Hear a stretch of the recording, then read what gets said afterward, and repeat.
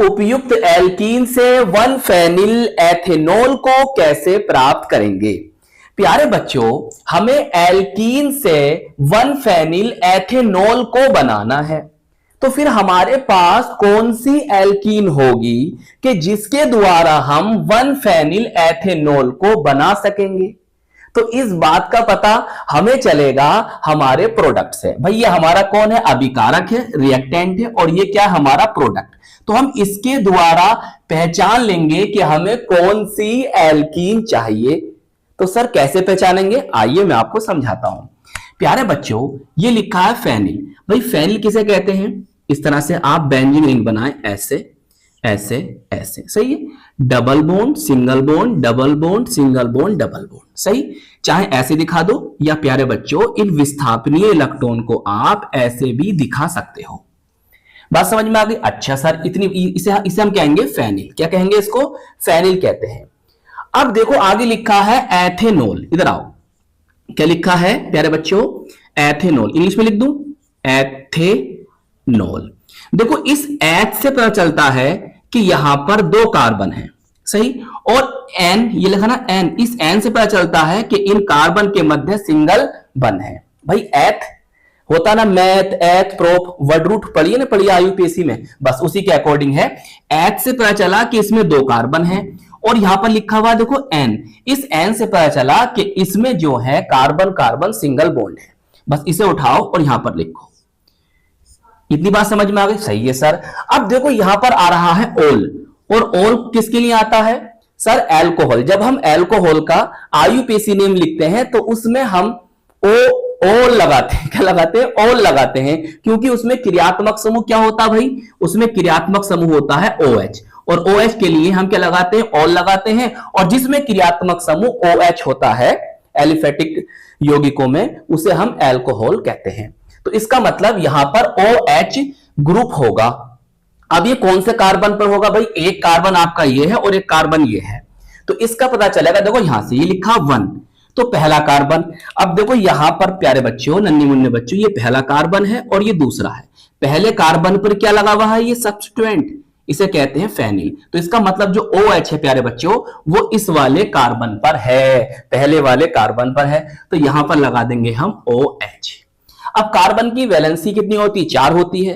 तो कार्बन की वैलेंसी को पूरा करने के लिए उतने हाइड्रोजन लगा दो। देखो यहां पर कितनी है? 1 हो रही है, कितने बचे?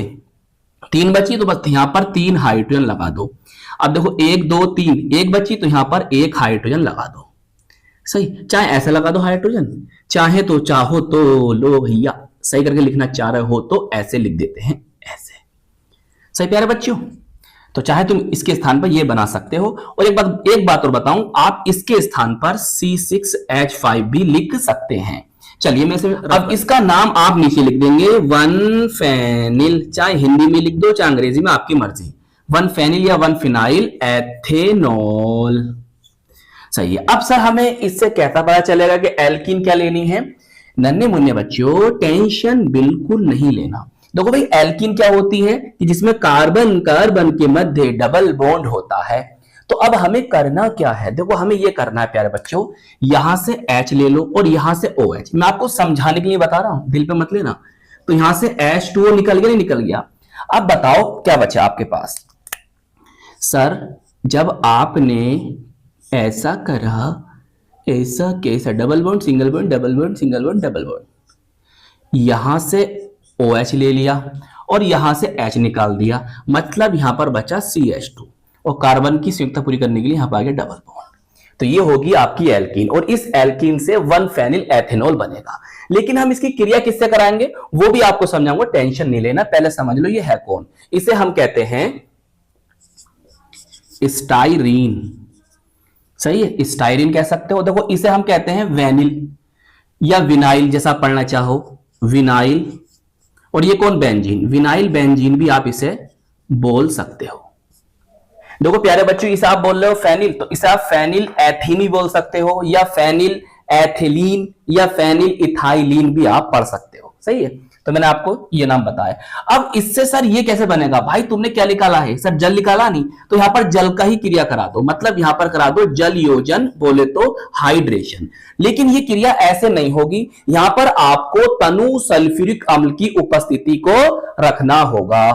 तो आप यहां पर क्या करोगे प्यारे बच्चों, तनु को हम कहते हैं अंग्रेजी में डाइल्यूट, क्या कहते हैं, डाइल्यूट कहते हैं, तो शॉर्ट में लिख देंगे हम इसे डिल, सही है। तो आपको डिल H2SO4 लेना होगा। अब प्यारे बच्चों अगर हम इसे देखें तो ये हमारी असम्मित एल्कीन है, अनसिमेट्रिक एल्कीन है, एसिमेट्रिक एल्कीन है, और आप यहां पर जल का योग करा रहे हो।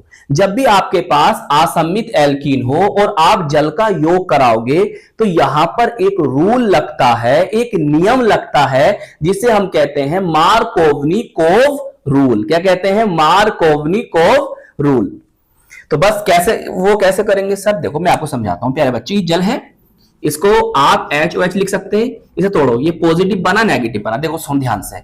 जो यहां पर पॉजिटिव वाला पार्ट है डबल बॉन्ड के उस कार्बन पर जाएगा जिस पर हाइड्रोजन ज्यादा है। मैंने क्या कहा कि पॉजिटिव वाला पार्ट डबल बॉन्ड के उस कार्बन पर जाएगा जिस पर हाइड्रोजन ज्यादा है, तो हाइड्रोजन इस पे ज्यादा है तो ये आएगा यहां पर, तो 2 से कितने होगा, 3 हो गए। और जो नेगेटिव वाला पार्ट है डबल बॉन्ड के उस कार्बन पर जाएगा जिस पर हाइड्रोजन कम है, तो इसलिए ये भाई साहब यहां पर आ जाएंगे। तो इस तरह से प्यारे बच्चों एल्कीन से 1 फेनिल एथेनॉल को प्राप्त कर सकोगे। चलिए नोट कर लीजिए।